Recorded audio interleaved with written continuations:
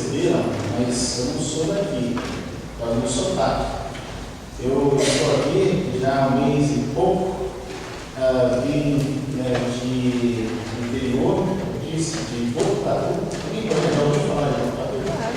Nossa, bastante.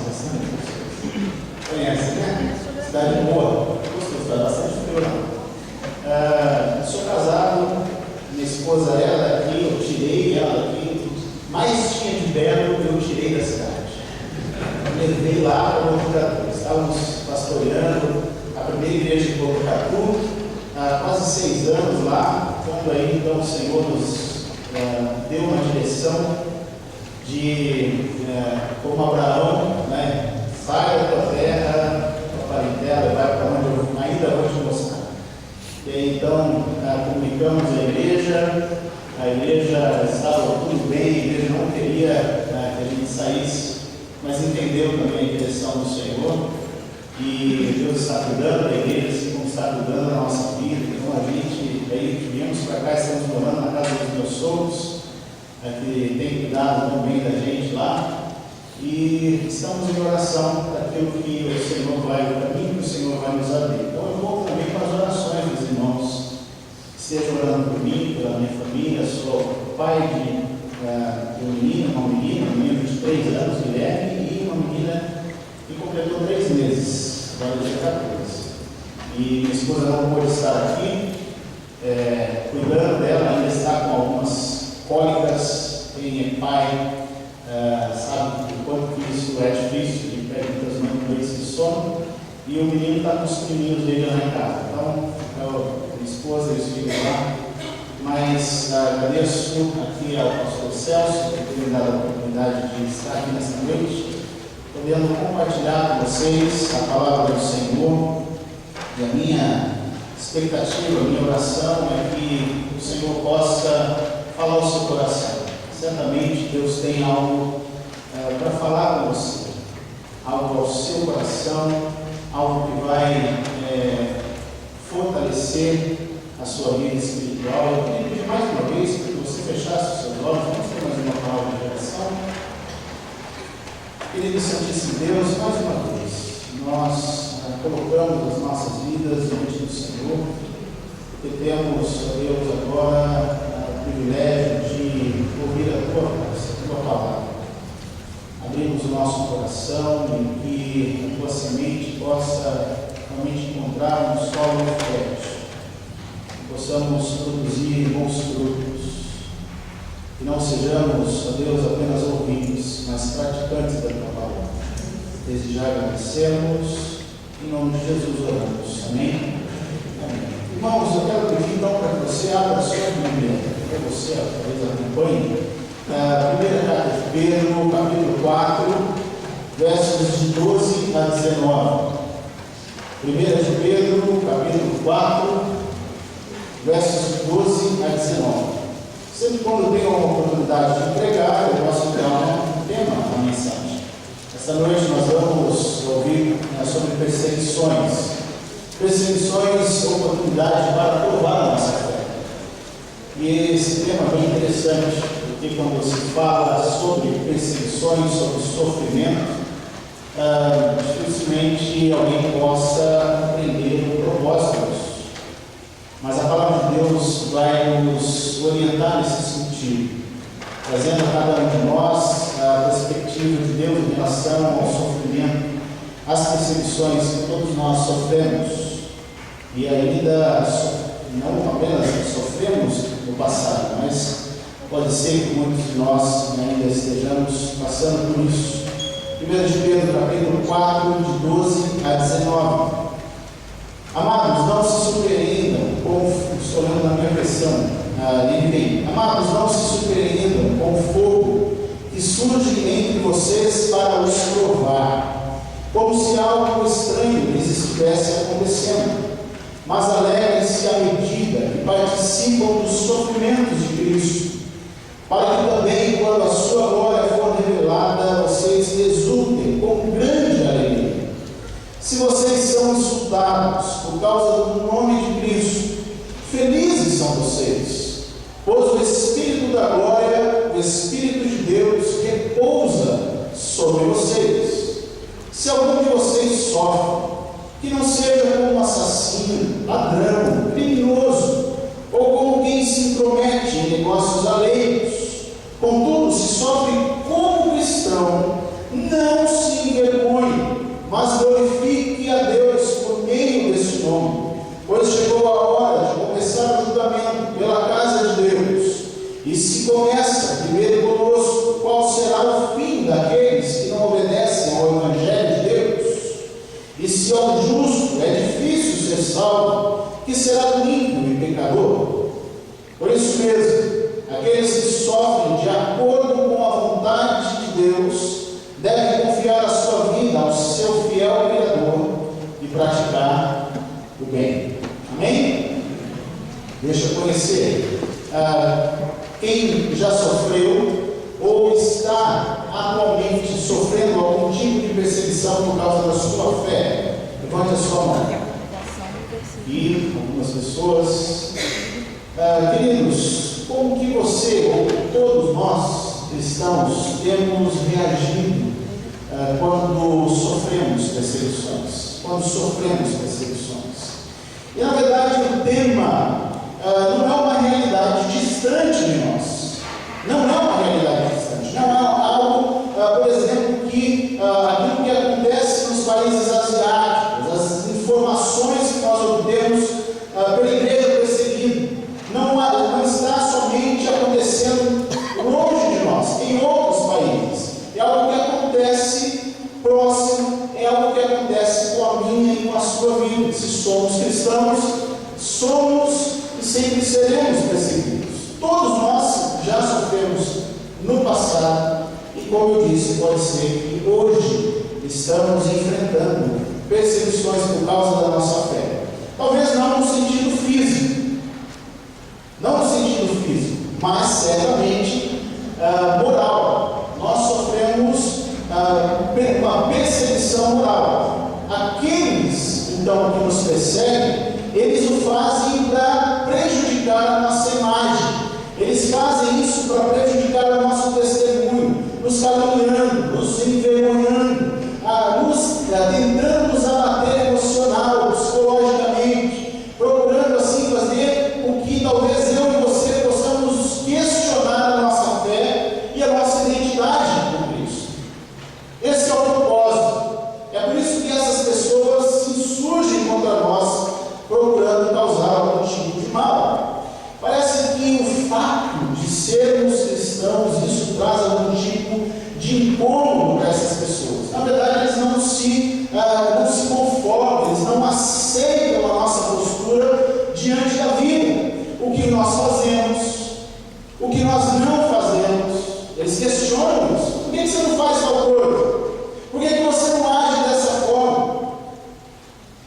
A nossa atitude para com os nossos filhos, como disciplinamos os nossos filhos, como educamos os nossos filhos, como agimos com o nosso cônjuge, eles não entendem como que nós lidamos com essas coisas, como nós agimos em determinadas situações, por que nós não agimos como todo mundo age. Todo mundo faz isso.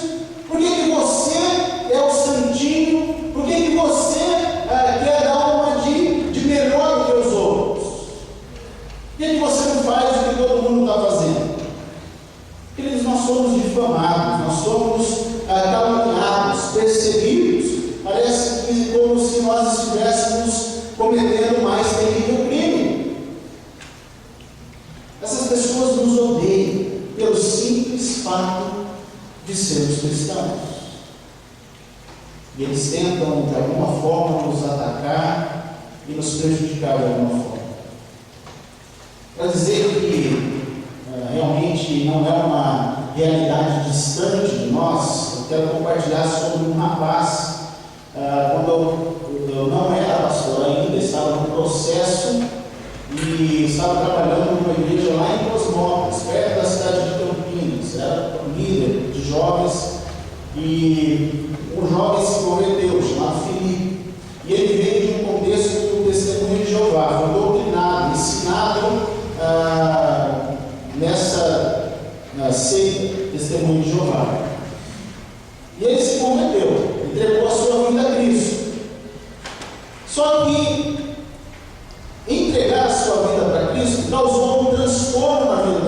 desse rapaz, no sentido familiar, porque os pais não aceitaram que ele se convertesse, tivesse entregue então a sua vida ao Senhor Jesus, e colocaram ele contra a parede.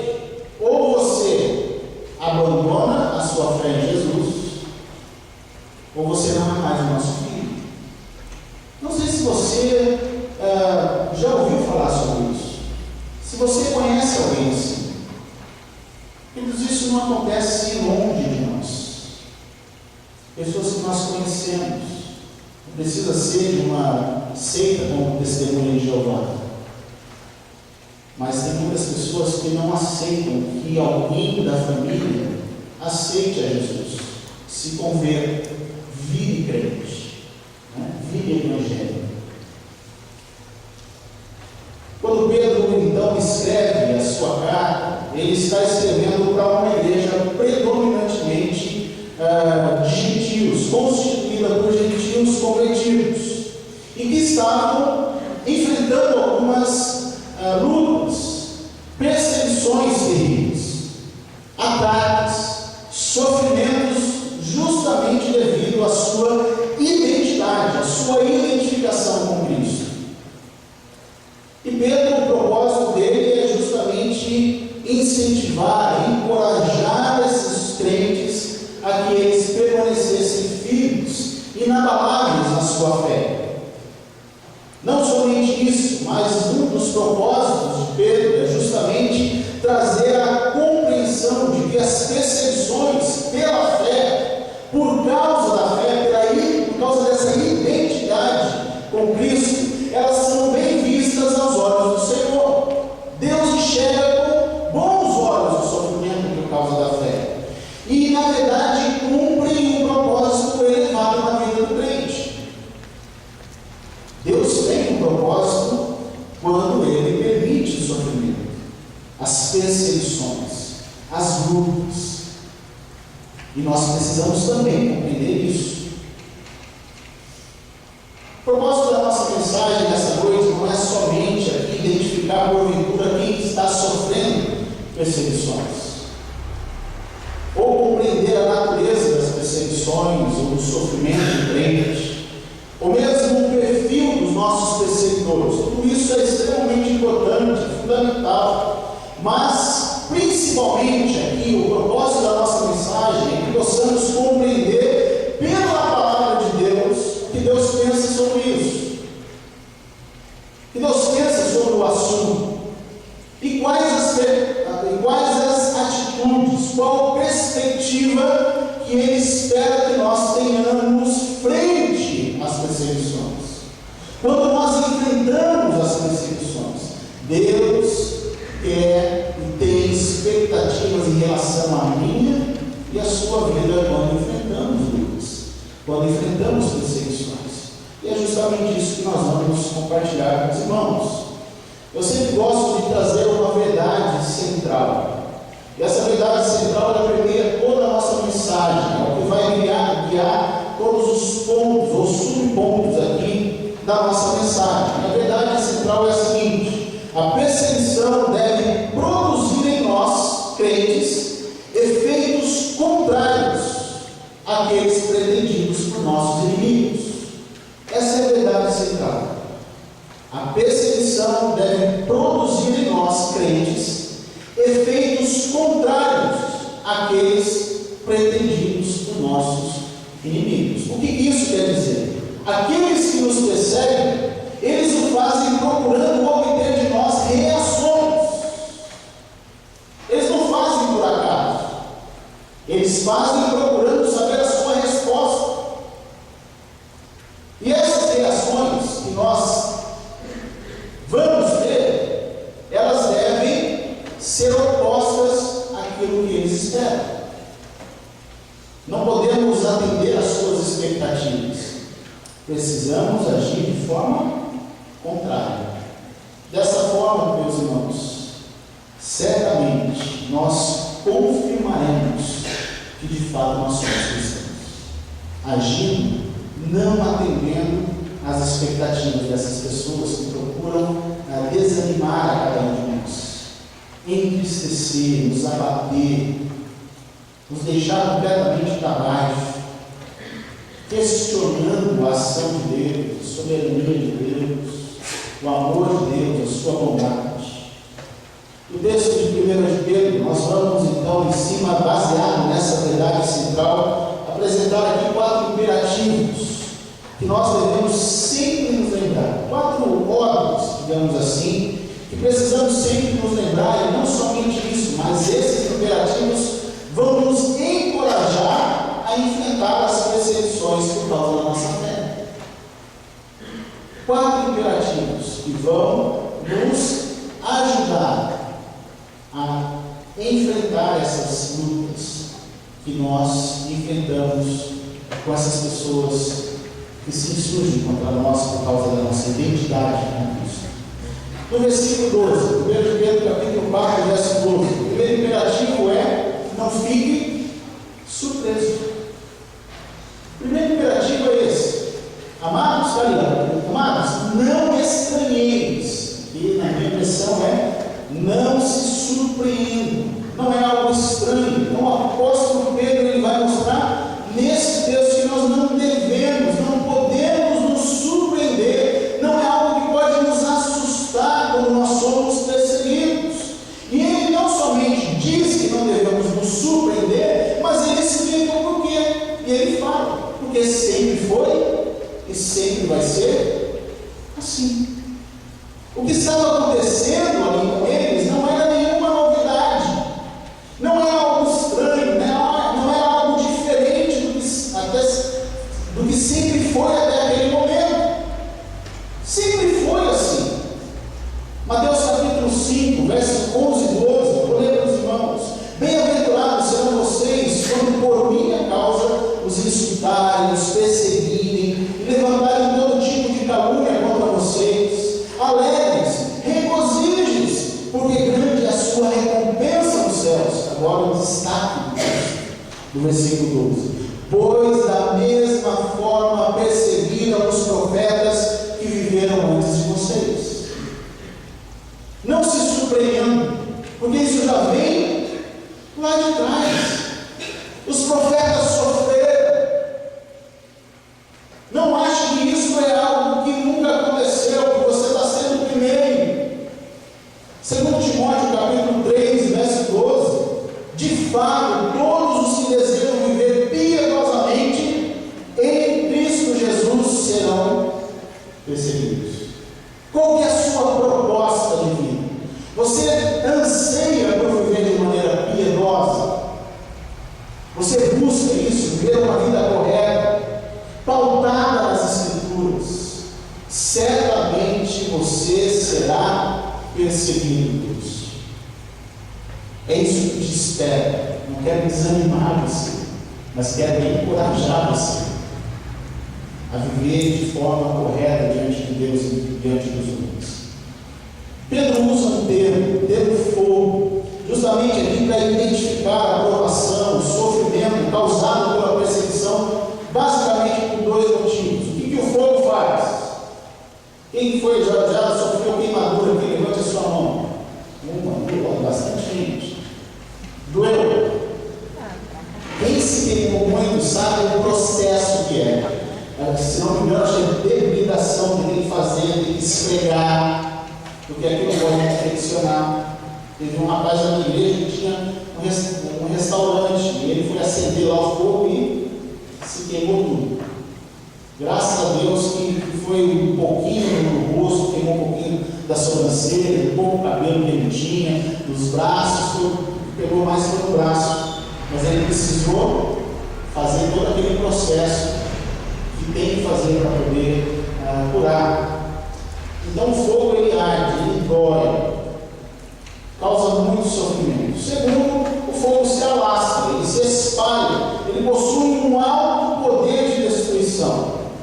E é um termo que era usado na literatura da época. Então ele usa o termo fogo para identificar o sofrimento, todo tipo de sofrimento. E diante disso, 2 observações aqui na perspectiva de Pedro. Pedro, ele compreendia a dor dos seus ouvintes, ele está sendo insensível. Não simplesmente ele está dizendo: olha, eu não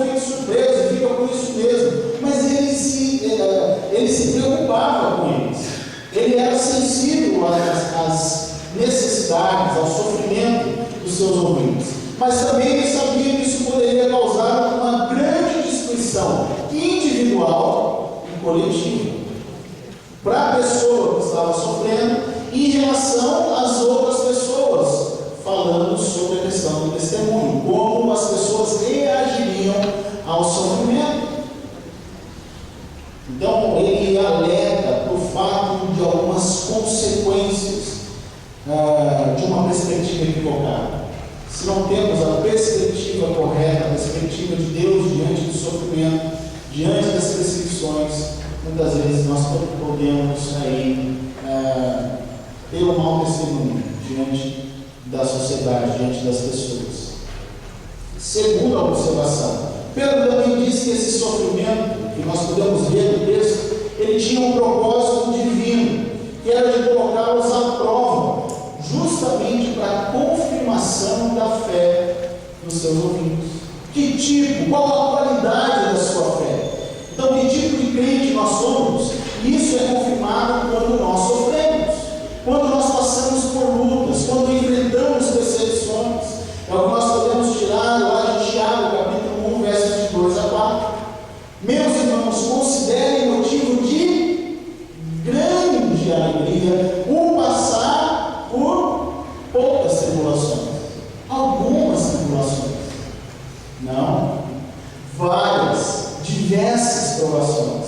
Pois vocês sabem, agora vem, que a prova da sua fé produz perseverança. E a perseverança deve ter ação completa, a fim de que vocês sejam maduros, íntegros, sem desfaltar coisa alguma. Propósito diante do sofrimento. E o tema de Tiago é prova de uma fé genuína.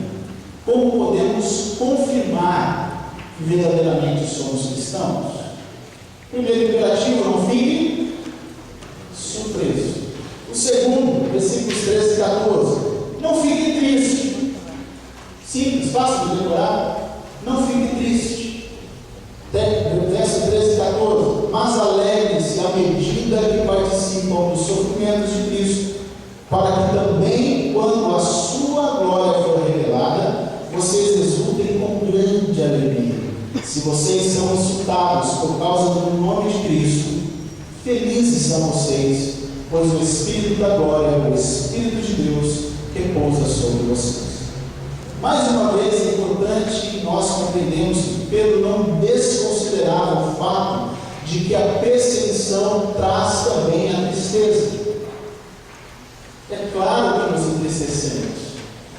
Um profundo abatimento emocional de quem sofre. Nós ficamos abatidos, mas não podemos deixar que isso nos domine. E ele faz questão aqui de enfatizar justamente a reação oposta que os crentes deveriam adotar diante do sofrimento, que é a alegria. Não fique triste, ou seja, fique alegre. Alegre-se.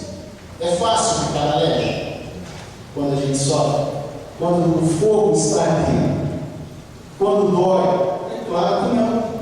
E ele compreendia que a alegria em meio ao sofrimento não é uma reação simples, não é algo fácil.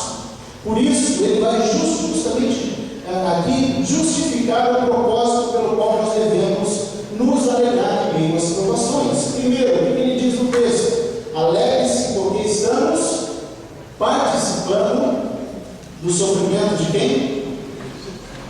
Primeiro motivo. Por que eu devo me alegrar? Porque eu estou participando do sofrimento de Cristo. Quando experimentamos os sofrimentos de Cristo, estamos também certos de que no final participaremos, seremos participantes também da sua glória. O sofrimento precede a glória. Só que tem muita gente querendo somente participar da sua glória, sem antes participar dos sofrimentos de Cristo. Não é interessante isso? Eu e você nos identificamos com isso. Não queremos sofrer, não gostamos de sofrer, queremos as bênçãos de Deus, mas não queremos participar dos sofrimentos que nos identificam com Cristo. O segundo fator é destacado aqui no versículo 14. Devemos também nos alegrar justamente pelo fato de que o Espírito Santo de Deus repousa em nós, repousa sobre nós. E isso para nós, na teologia, o Espírito Santo é chamado de Paráclitos, que no grego significa aquele que é colocado ao nosso lado, ao lado para nos ensinar, para nos auxiliar, para nos confortar. Então o Espírito Santo estando ao nosso lado, quem é que nos consola e conforta quando estamos sofrendo? O Espírito Santo de Deus.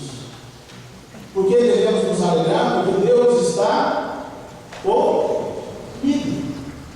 Eu não estou sozinho. Ele está permitindo, mas Ele está me auxiliando, confortando o meu coração. Ele ensina que a participação, então, nos sofrimentos de Cristo, bem como a habitação e a obra do Espírito Santo, devem promover a alegria para quem sofre justamente pela causa do Evangelho. Por que eu devo me alegrar? Porque o Espírito Santo habita em mim e o Espírito Santo me auxilia. Participo dos sofrimentos e o Espírito Santo do Senhor me auxilia nos momentos de dor e de angústia. Mateus 5,11 diz: bem-aventurados serão vocês quando por minha causa os insultarem, os perseguirem e levantarem todo tipo de caminho contra vocês. Primeiro imperativo: não fique surpreso. Segundo, não fique triste. Terceiro imperativo, versos 15 e 16: não fique envergonhado, não se envergonhe. Verso 15: se algum de vocês sofre, que não seja como assassino, ladrão, criminoso ou como quem se intromete em negócios alheios. Contudo, se sofre como cristão, não se envergonhe, mas glorifique a Deus por meio desse mundo. Então Pedro está justamente aqui escrevendo para um povo, a um público extremamente pobre, que por sua vez poderia de repente aqui arrumar alguma justificativa para cometer algumas atitudes vergonhosas diante da sociedade, manchando consequentemente o seu testemunho cristão perante ela. Ele vai justamente dizer aqui que eles jamais deveriam dar motivos justos para o sofrimento que porventura eles estavam enfrentando, mas deveriam então, qual é a atitude? Glorificar a Deus através de uma atitude que promovesse a glória e a honra no nome do Senhor. O que é isso? Testemunho. Promotores da honra e glória no nome do Senhor, por meio do nosso bom testemunho perante a sociedade. Pedro diz que se o sofrimento é justo devido ao mau testemunho, a vergonha é cabível. Se você sofre injustamente porque você deu um mau testemunho, fez algo que não devia, que não condiz com a sua identidade com Cristo, você está sofrendo justamente. Agora, se o sofrimento não é justo devido aqui à preservação de um bom testemunho cristão, a vergonha não cabe, ou seja, não tem motivo para que você se envergonhe. A gente sabe identificar isso.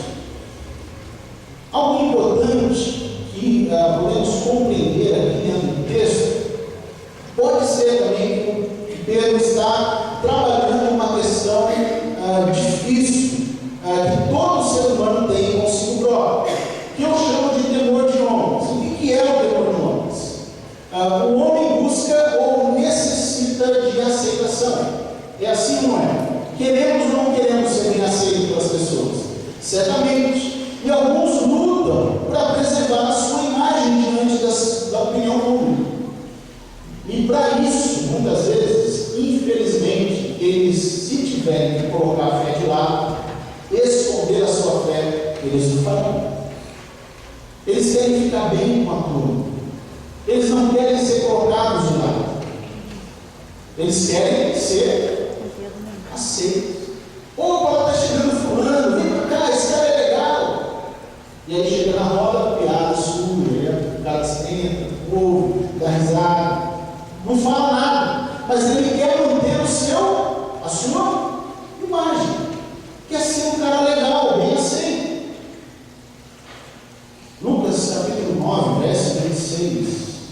Se alguém se envergonhar de mim e das minhas palavras, o Filho do Homem se envergonhará dele quando vier em sua glória e na glória do Pai e dos santos anjos. Romanos 1,16: Não me envergonhe do Evangelho, porque é o poder de Deus para a salvação de todo aquele que crê, primeiro do judeu, depois do grego. Não se envergonhe do Evangelho cristão. Não se envergonhe do nome de Cristo, porque se você se envergonhar dele, ele também se envergonhará de você. Grande desafio para cada um de nós. Lutamos contra isso, lutamos contra o nosso desejo de sermos aceitos pelas pessoas. Primeiro, imperativo: não fique surpreso. Segundo, não fique triste. O terceiro, não fique envergonhado, não se envergonhe. Quarto e último, verso 19. Verso 19: Por isso mesmo, aqueles que sofrem de acordo com a vontade de Deus devem confiar a sua vida ao seu fiel Criador e praticar o bem. Muitas vezes os crentes que estão sendo perseguidos, eles desanimam a sua fé. E uma tendência que muitos têm é justamente não querer abandonar. Vai dar tempo. É chutar o pau lá. Não quero mais fazer nada. Eles olham para a situação que estão enfrentando. Eles não querem mais testemunhar de Cristo. Eles se tornam apagados espiritualmente. Eles reclamam de tudo. Eles deixam de ir à igreja. Deixam de cumprir as suas responsabilidades ministeriais. Deixam de desfrutar da comunhão uns com os outros. Nada mais importa para eles. E no final, o pior de tudo, eles culpam a Deus pelo seu sofrimento. Por que eu estou passando isso, Deus? Por que o Senhor não destrói os meus inimigos? Faz justiça, Deus. Por que o Senhor permite que eu sofra tanto? Por que o Senhor não cala a boca daqueles que se voltam contra mim? Faz alguma coisa, Senhor, comigo. Duas observações importantes que Pedro faz para evitar a apatia espiritual. Primeiro, ele diz que o sofrimento ele está de acordo com a vontade, ou a permissão e a soberania de Deus. Deus quer que soframos. Essa é a mensagem. Faz parte da vida cristã. O sofrimento é de acordo com a vontade de Deus. Aqueles que sofrem de acordo com a vontade de Deus. Segundo, o sofrimento que enfrentamos deve gerar em nós uma reação proativa e não reativa. Vou explicar. Reação proativa, ele vai dizer no texto, a entrega das nossas vidas nas mãos de Deus e a prática do bem. O que pode envolver algo difícil para a gente fazer, que é amar e abençoar aqueles que nos perseguem. É fácil ou é difícil fazer isso? Essa é uma reação proativa. Você está sofrendo, alguém está se voltando contra você, causando algum tipo de mal sobre você. Qual é a reação que eu e você devemos ter? Amarmos e abençoar aqueles que nos perseguem.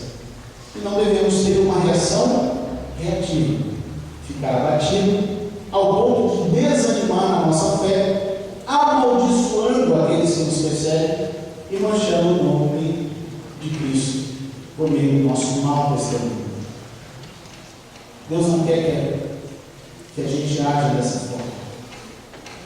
Para concluir, algumas perguntas para a nossa reflexão. Como temos reagido diante das perseguições? Poucas pessoas diante do nosso público aqui, poucas pessoas levantaram a sua mão. Mas se você é cristão, certamente de alguma forma você sofre de perseguições. Algum tipo de luta, alguém que se volta contra você, às vezes dentro da sua própria família, que não quer ouvir nada sobre religião. A gente não fala sobre religião, estamos falando sobre uma pessoa. Somos Jesus Cristo, aquele que transformou a nossa vida, aquele que se entregou por nós. Não é um conceito, é uma pessoa. Como que nós temos reagido diante dessas questões? Será que nós compreendemos de uma perspectiva divina ou humana? A palavra de Deus está trazendo a verdade para você? Como que você tem então encarado isso? Humanamente, de forma humana? A perseguição é ruim. Não quero isso para a minha vida. E é uma teologia que precisa pregar aí fora. O crente não sofre. É só prosperidade, é só bênção. Será que temos dado um bom testemunho quando somos perseguidos? É a nossa reação diante das pessoas. Será que temos orado por aqueles que nos perseguem? Senhor, o que me diferencia dessa pessoa é que eu tenho o Senhor Jesus na minha vida e Ele. Então Ele precisa que eu olhe pela vida dele. E é isso que eu vou fazer. Eu vou dizer para ela, eu estou orando por você. Fica quieto, não quero saber, sai para lá, aprende. Eu estou orando pela sua vida. Olhe pela vida que se persegue no céu. Um texto, Romanos capítulo 8, verso 35 a 39. Eu gostaria que esse texto ele estivesse na sua mente durante essa semana. Romanos capítulo 8, verso de 35 a 39. É um texto conhecido por nós. Mas aqui eu compreendo a perspectiva de Deus quanto ao sofrimento e que nos fortalece quando a gente enfrenta qualquer tipo de sofrimento. Tenha esse texto como a sua devocional nessa semana. Medite nesse texto, para que esse texto ele fortaleça a sua vida, para que ele dê uma nova perspectiva para você em relação ao sofrimento, às lutas que você tem enfrentado. Vamos todos ler juntos? 1, 2, 3. Quem nos separará do amor de Cristo? A tribulação, ou a angústia, ou a perseguição, ou a fome, ou a nudez, ou o perigo, ou a espada. Como está escrito, por amor de ti somos entregues à morte o dia todo, fomos considerados como ovelhas para matador. Mas em todas essas coisas somos mais que vencedores por aquele que nos amou. Porque estou certo de que nem a morte, nem a vida, nem anjos, nem principados, nem coisas presentes, nem futuras, nem potestades, nem a altura, nem a profundidade, nem qualquer outra criatura nos poderá separar do amor de Deus que está em Cristo Jesus, nosso Senhor. Os irmãos veem isso? Nada, absolutamente nada, pode nos separar do amor de Deus, que está na pessoa de Jesus Cristo. Aquele que sofreu por cada um de nós, aquele que sofreu perseguições, uma das marcas distintivas do ministério público de Jesus foi que ele sempre foi perseguido. A liderança do Pai perseguiu direto. Sempre teve esse grupo de pessoas no calcanhar de Jesus. Mas Jesus sofreu tudo por amor. Nós só estamos aqui porque o Senhor Jesus Cristo nos deu um exemplo de sofrimento e de vitória. Neste mundo tereis aflições, mas o que eu e você devemos ter? Ânimo. Por quê? Porque ele venceu. Amém? Pastor Celso, pastor Cícero, vamos ter uma